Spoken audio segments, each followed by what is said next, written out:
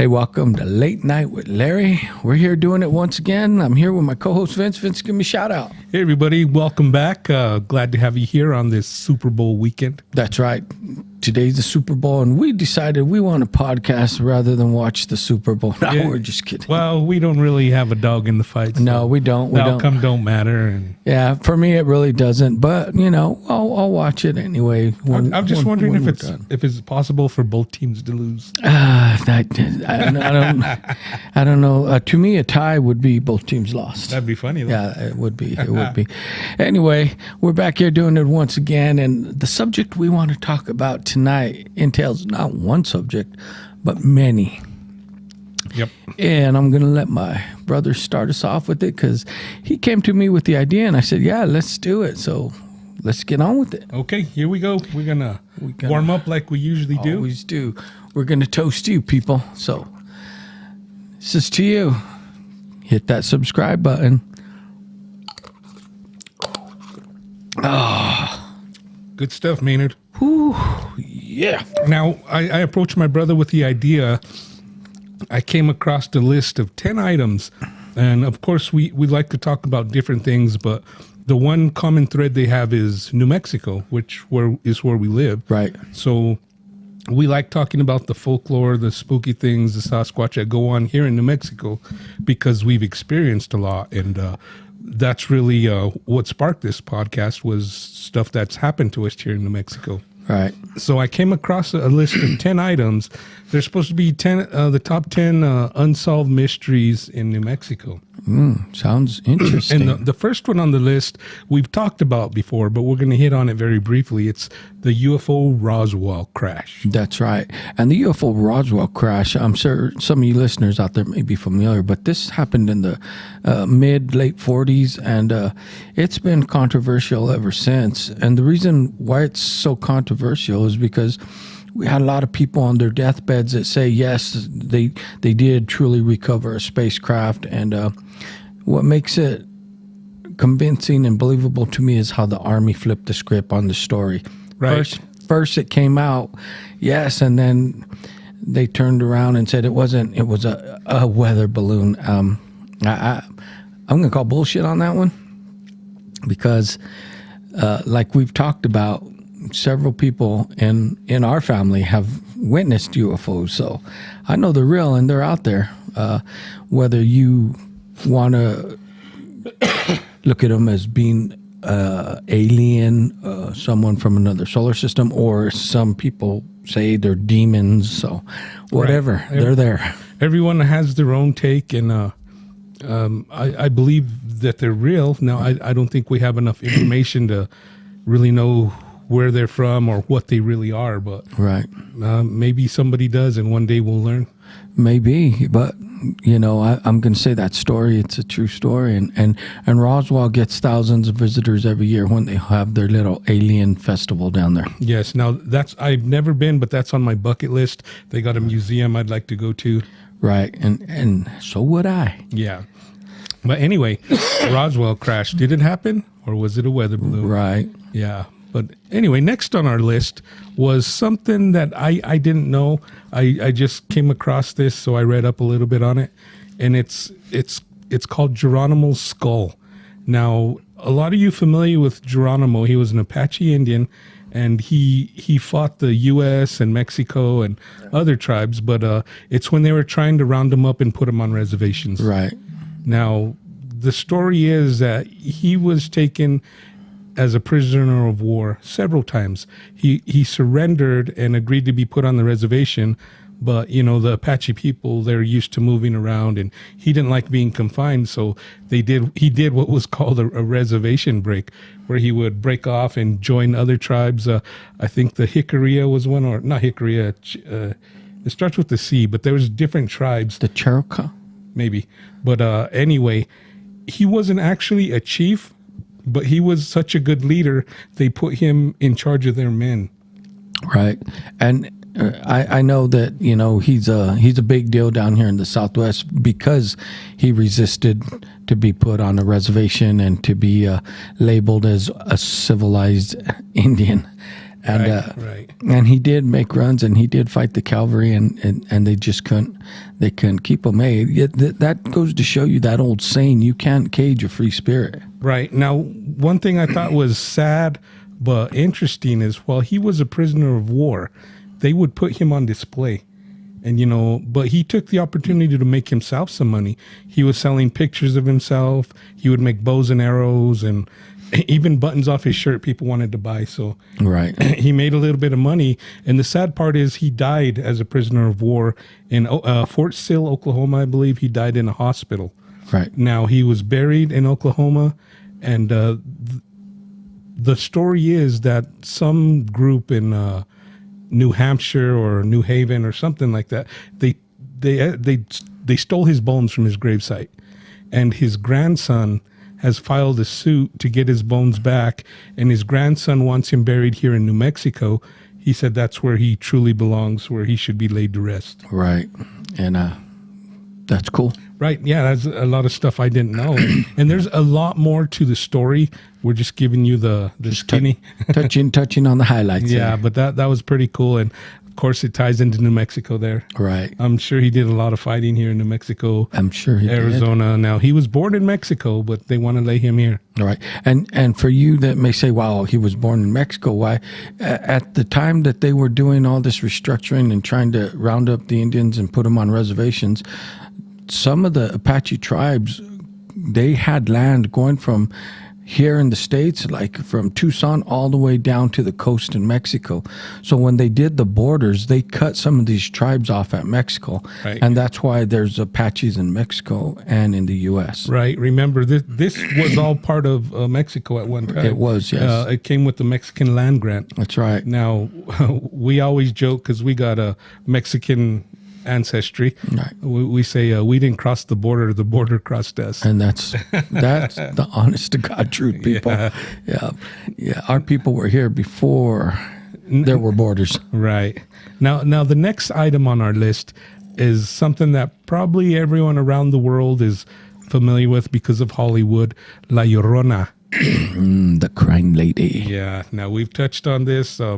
We even talked to people who swear they've seen her. And growing up, we were always told stories about her. I don't know if it was real or folklore, but it did scare the crap out of us, and it kept us away from the waterways. It definitely did. It kept me coming in at night early till I got a little older. But this tale it's worldwide. Many cultures have a similar tale, but the one here in New Mexico, like we've talked about on previous podcasts, that we talked just about the Llorona. She drowned her kids in the river, and she goes through the ravines and waterways, walking for eternity, looking for them, and that's why you hear the crying noise out by the waterways. Right. Yeah. Now. I don't know, if I'm alone at night by a river and I hear a lady crying coming toward me, that's going to scare the hell out of me. Maybe it's just because the folklore, but yeah, I mean, I'd hightail it too. I'd be like, well, wait a minute, why is she crying? Right. But we've touched on the Llorona. You guys know about it. Right. And the next one is a subject I don't think we've really talked about, the chupacabra. No, we haven't. And the reason is because that one's kind of hard for me to pinpoint, because they show these pictures of supposedly the chupacabra, and it just looks like a mangy, hairless dog to me. Right. Now, when the tale started becoming popular, or the folklore, I was always told the chupacabra was like a winged creature, Yes. stood on 2 feet. And would kind of fly and hop. Yeah, hop and fly. It wasn't a dog.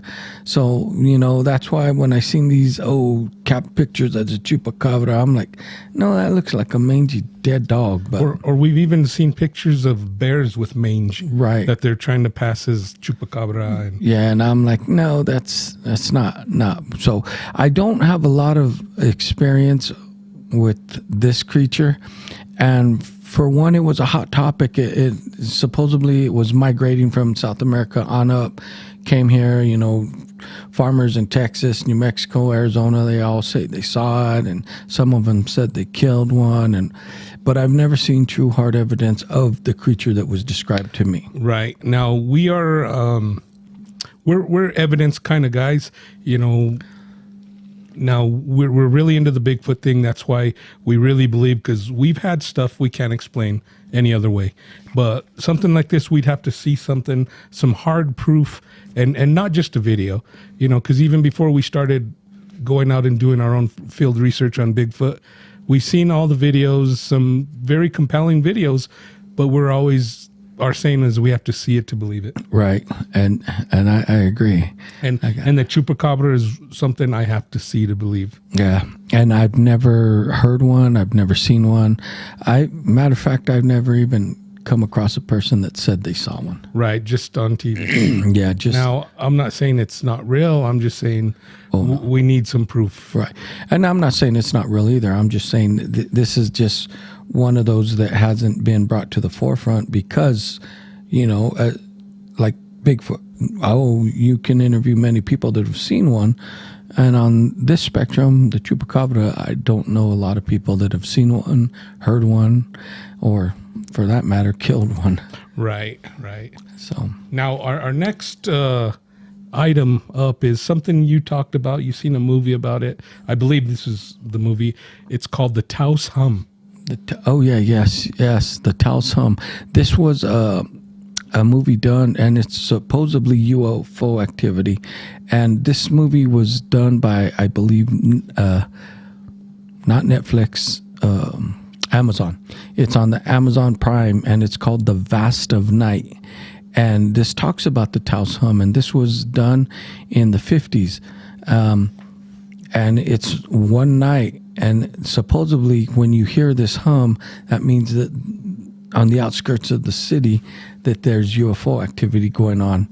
And in this movie, the radio personnel who gets a phone call from the girl and says, "Listen, do you hear it?"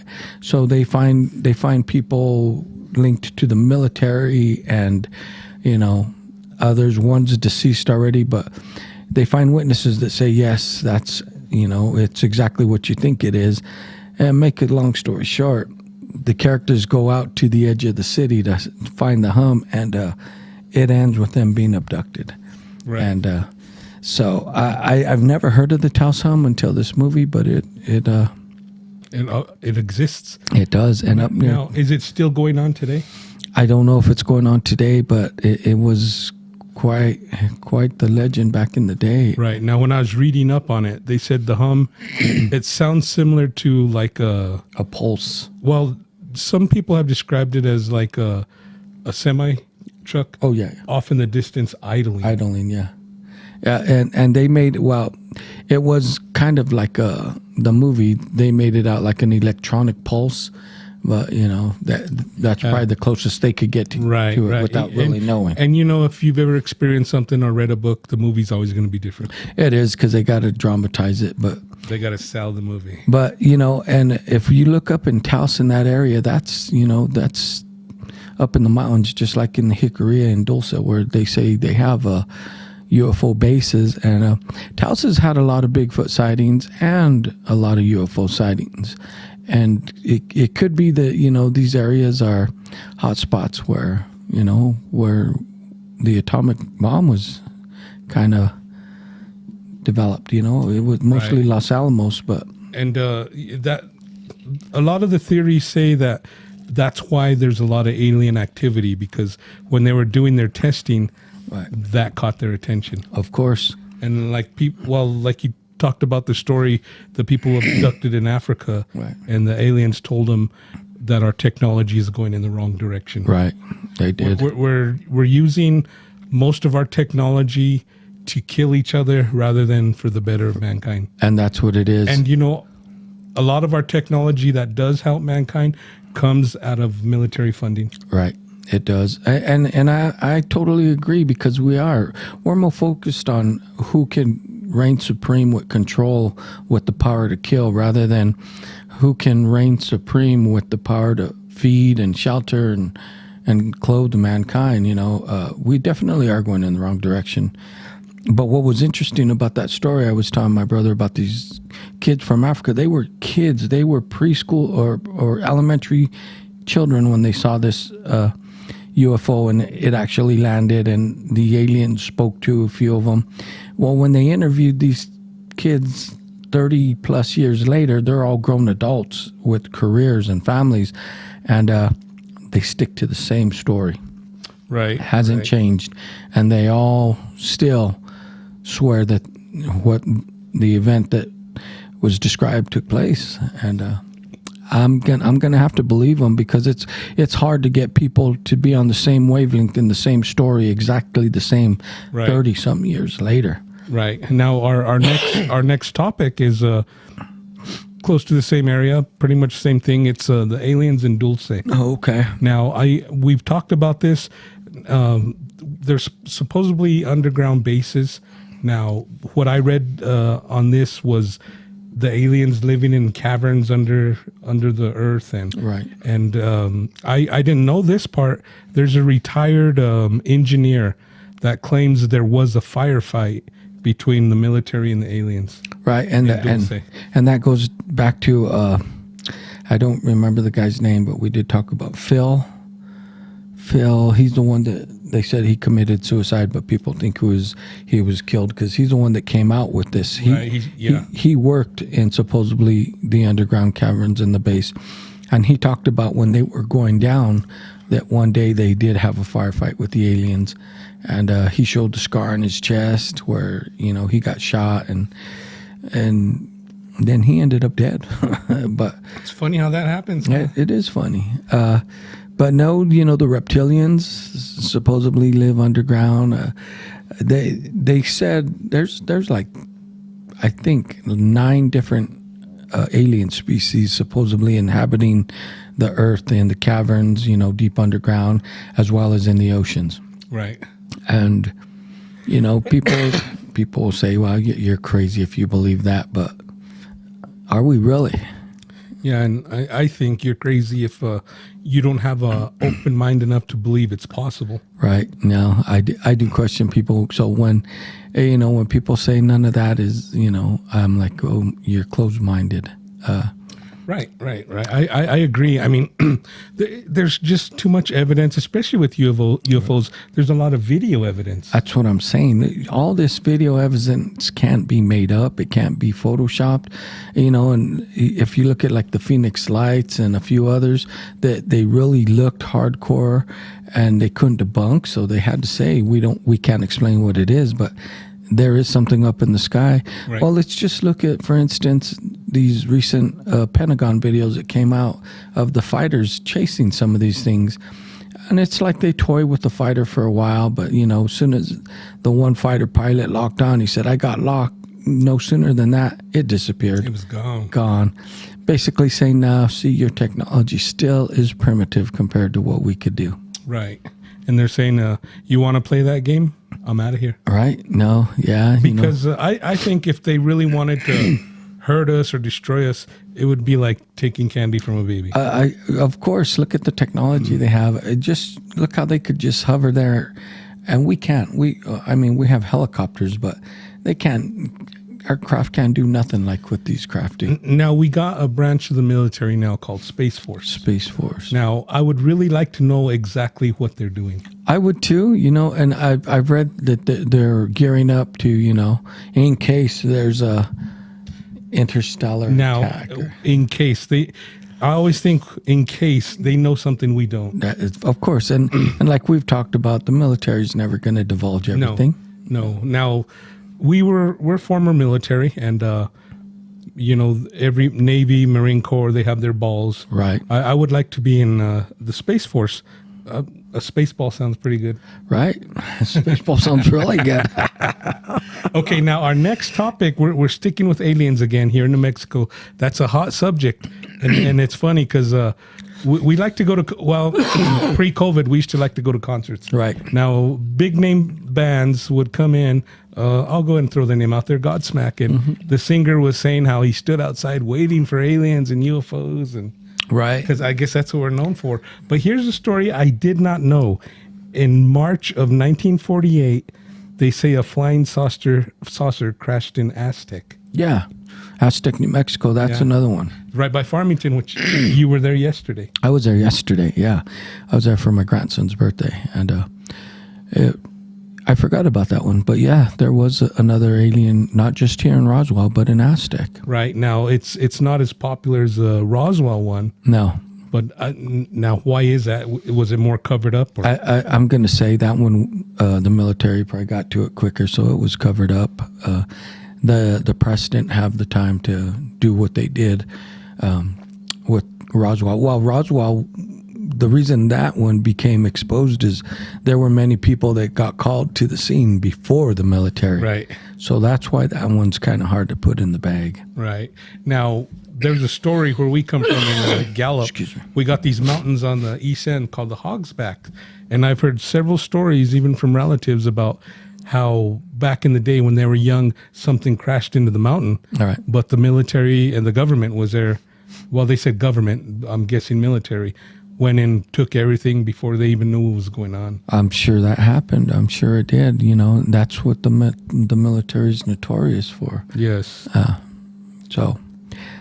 Okay, the next subject is, I don't know if I'm going to get this right. I'll probably butcher it. Teratorns.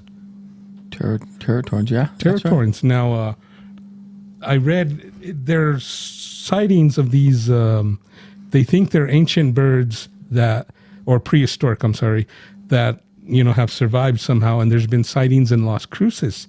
Now, they referred to them as raptors. Wow. And we just did a episode about the Thunderbirds. And we had a call in, yeah. And he talked about his sightings where he said he saw one of those, and that's the same thing, you know. Right. Now, you're in New Mexico again. Now, what a lot of people, they think New Mexico's still wild, wild west, and I guess to a certain degree we are. We are. But we do have our modern cities and stuff. But if you look on a satellite picture of New Mexico at night, you know, you could see how the East Coast is really lit up. Right. New Mexico's relatively dark compared to these other states. Of course. Because we got a lot of open land and, you know, people here, people there. So there is a lot of unexplored territory, a lot of places for things like a Teratorn to hide. Absolutely. And survive, because we got wildlife and game out the yin yang. That's one thing we do. We have plenty of that. And yeah, you know, we're a rural state. Right. I mean, we got the biggest city, Albuquerque, but even then we're surrounded by just little townships. That's right. it. Exactly. And that's one thing that makes New Mexico great is you could go from the big city to like a small town living sense in an hour. Right. You're back to small town Mulberry. Right. And but it's possible these creatures could be out there. I mean, the tribes have talked about them. Like we said, the tribes have talked about them. They've been part of the Southwest folklore for forever because, you know, and like I think folklore comes about not just because someone thought it up, because someone's seen it and they're passing the story down. Right. I've always thought that these stories had to have a grain of truth, how they got started. Even with these Hollywood movies that some say are far-fetched, well, the idea came from somewhere, probably a true story somewhere along the line. Most of them start out with that. Right. Okay, now the next subject is something that we're both familiar with firsthand. Right. It's hauntings here in New Mexico. Right, and that we have a lot of. We have a lot of now. New Mexico, well, we come from Gallup, which was a railroad town. That's how it sprung up, a railroad camp, really. Right. Now, the area that I lived in and he lived there, we lived in the same house, not at different times, but the area was a railroad camp, and they had a lot of Chinese workers. Right. You know, they used to come and lay the rail. And they call it tortilla flats because there's a lot of Mexicans now. And Gallup's really diverse. It is. And but back in the day, you know, you could go to the north side of town and there's little graveyards that everyone's forgot about that are there. Right. You know, there's people buried everywhere, really. The bodies are just scattered in that city. Right. And, you know, who knows what happens happened before the Times Gallup sprung up as a camp. Right. Native Americans would bury their dead. They have their cemeteries. The Chinese were there. They would bury their dead. Right. They're everywhere. So there's a lot of haunted places in Gallup. There's Ghost Hunters recently did a pretty good episode in the El Rancho Hotel. right, which is haunted, and my cousin, he definitely, like I said in one of the past episodes, he definitely vouched for it because he heard the bumping going on at the night. And the house I referred to earlier that we both lived in, it belonged to our grandparents. So it just worked out where the house went to our mom and our aunts. And when he got out of the military, he stayed there till he got on his feet.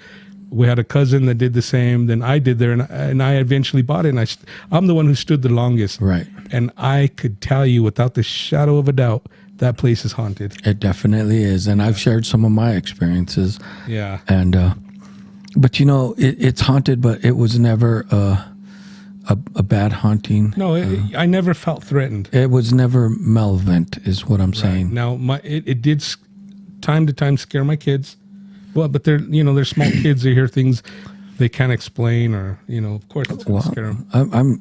I'm an older gentleman, and if I start hearing some things go thump in my house, I'm still going to get a little shook up. Like, what the hell is that? Right, but that house really conditioned us to where we are now. Yeah. Now, if you and I hear something bump in the night, we're going to go in there and see if it happens Right. again. And I do. I'm like, just like I was telling you, where we sit right now, that closet door one night popped open, and me and my wife were the only ones home sitting in the living room watching TV. But you hear it because of the lock on it. It has a ball lock. And anytime you open it or close it, it makes a pop sound. And I walked back here, and the door was open. So what do you and your wife do that you need a ball lock? I can't say. I can't say. That's like a chastity belt for guys. Anyway. But we've talked about that house before. Right. This house is maybe not. Don't ask his wife because she'll give her own story. She will, but she will tell you that she was laying in one of our spare rooms, and she got woke up because she felt something just lay in bed next to her, and it wasn't me. I was in the back room. Now, where I live a few miles away from him on the other side of town, and it's a newly developed area, a new neighborhood. I'm the first one to live in that house, and I've not a lot of activity, but I did something to provoke it one time, and there was something going on, but within a stone's throw, if anyone's familiar with Albuquerque, there was a story on the news about all these women found on the West Mesa. Right, 7. They found 7 bodies. I thought it was more than that. Was it at 7? I 7 thought it was or over 9? 10. I thought it was. It might have been. I might have stopped But anyway, counting at 7. a lot of people might be familiar with that, but that's Right. a stone's throw away from my house. So who knows? And all these women that disappeared, they were sex workers, and they all came up missing from the certain street here, Central Avenue, and that's years later. That's where they were all found. Right, and that don't deter these women because you go down Central, you're still going to see them. You're still gonna see them. Now, which brings us to our last topic of the day, which is our favorite, near and dear to our heart, Right. is Bigfoot here in New Mexico. That's right. Now, we've touched on this story earlier. It was about a guy and his girlfriend camping, and they're sleeping in the Hummer. Right. And one was outside, and the girlfriend saw it, and she freaked out, started crying. And Started screaming. but today I read the whole report on the BFRO, the Bigfoot Research Organization, and it shed a lot of light on it for me because now I know how he came across that area and where it is. Right. Now, it turns out this guy that him and his girlfriend had the encounter, it was a friend of his that told him about the area. Oh, okay. Now, the friend's uncle had used it as a camp spot for a long time. Now, his friend's uncle was an outdoorsman, a hunter. You know, he knew the outdoors, but things started happening at this particular campsite where his uncle was genuinely afraid to go back. Wonder what that could be. Right. So him and his friend convinced his uncle to go back. They went camping. His friend's sisters and everybody went. Right. Now, he said up on the ridge, as the sun was falling, he could see movement, like somebody walking from tree to tree. Right. Which Squatches are known to do. Right. Okay, let me back up. I forgot a part. Now, right when the sun was going down, before he saw any movement, they heard a scream that lasted anywhere from 30 seconds to a minute. Okay. And we've touched on this, but he asked his friend, what do you know out here that could scream that long? What has the lung capacity? Right. Now, we've heard those screams. And I said the same thing when I talked about my experience. A matter of fact, when we came back from camping, and I did tell my wife, I said, we did it. We heard, because she always says, well, did you find Bigfoot? Did you find Sasquatch this time? But I did tell her, I said, I can't tell you what I heard scream, but it wasn't a man, but it was something that has big ass lungs and could hold a powerful scream for quite a while. Yep. So I know exactly what that man's talking about. But anyway, they heard the scream, and that kind of shook everyone up. But as the evening went on, he could see, as you could see, even when the sun goes down, you could see a little bit of light. Right. And he saw something moving in the trees up on the ridge. Now, they call this place the Meadows because it's similar to where we go.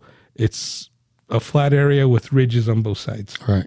Now, he saw this, and he didn't want to alert anyone because the guy's sisters were there, and he didn't want to freak them out. Right.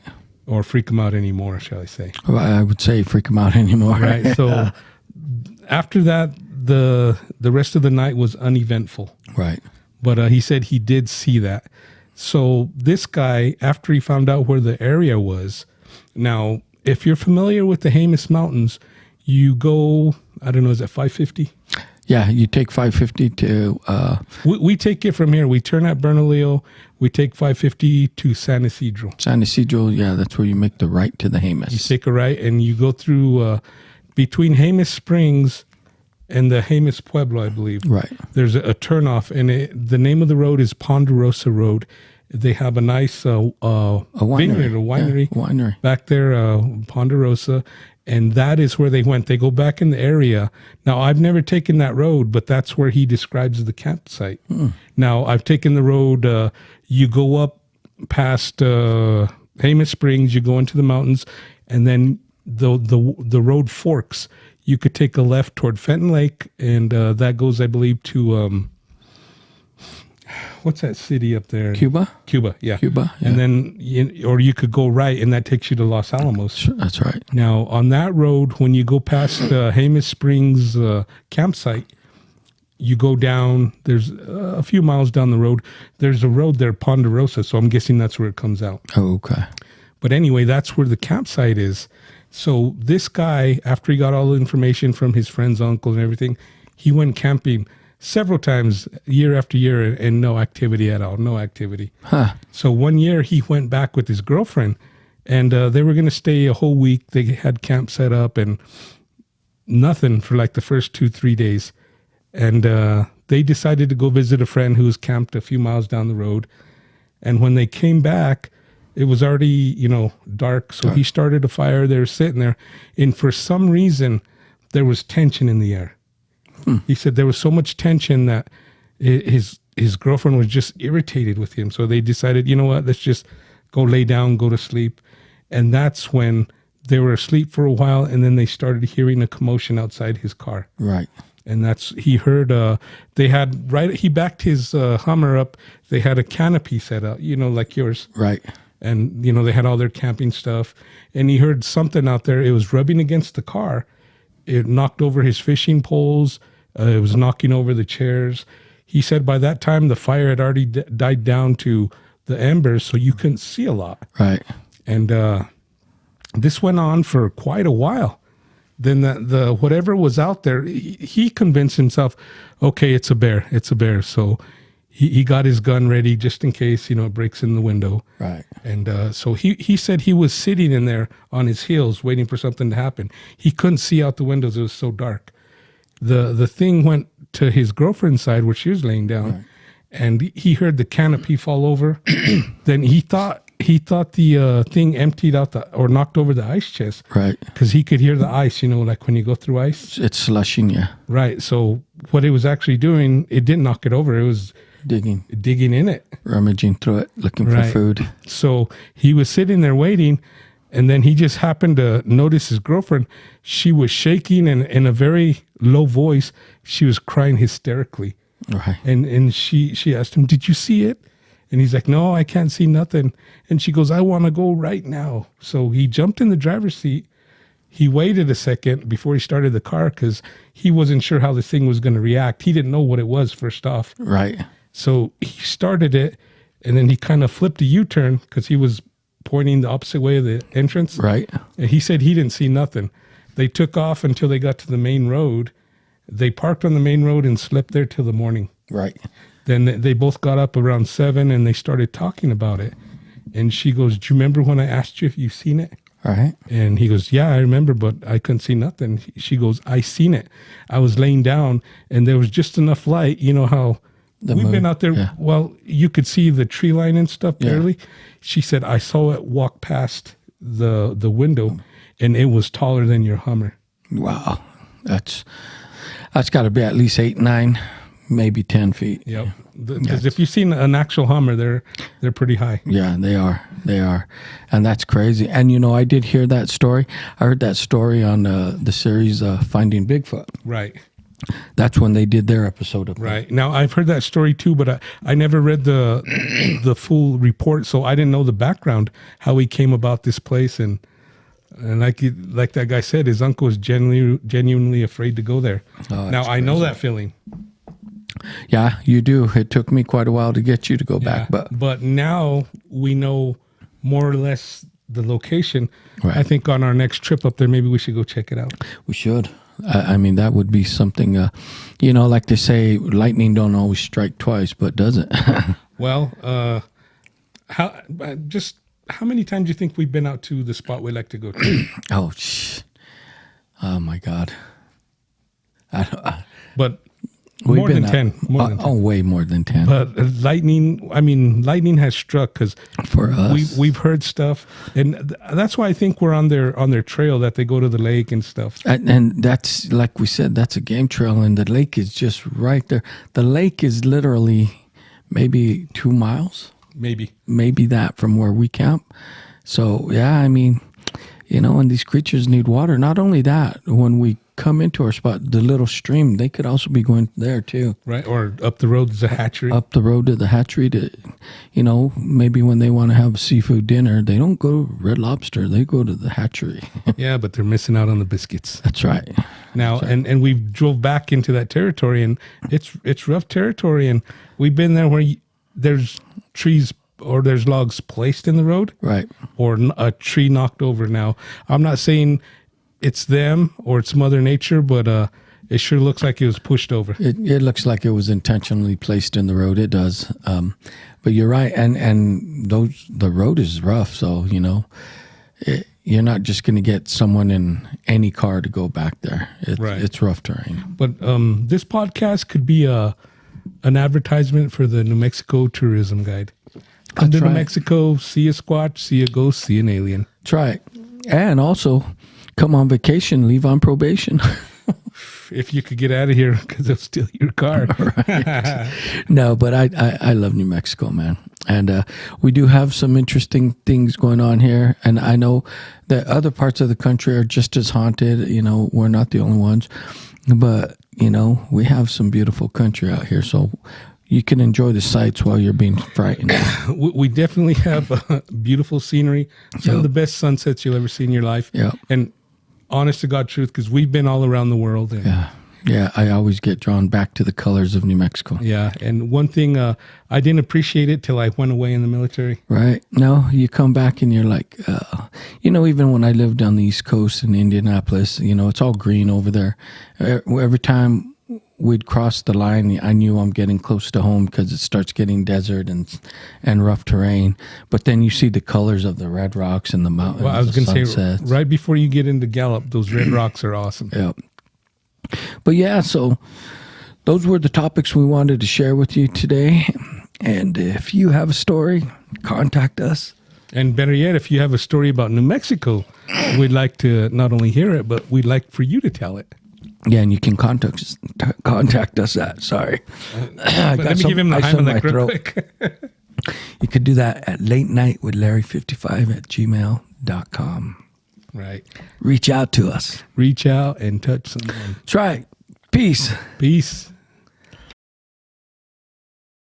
Greetings. I'm Declassified Dave. I'm Mystery Mike. I'm Slick Frank Sanders. Join us on the Hush Hush Society Conspiracy Hour Mondays, where we look into the dark secrets of the conspiratorial world. We'll explore the likes of government cover-ups, the existence of otherworldly beings, unexplained phenomena, and cryptids. We tackle these topics with an open mind, a sense of humor, and dapper drippage. Find us on Facebook, Twitter, and Instagram, and listen on all podcast platforms.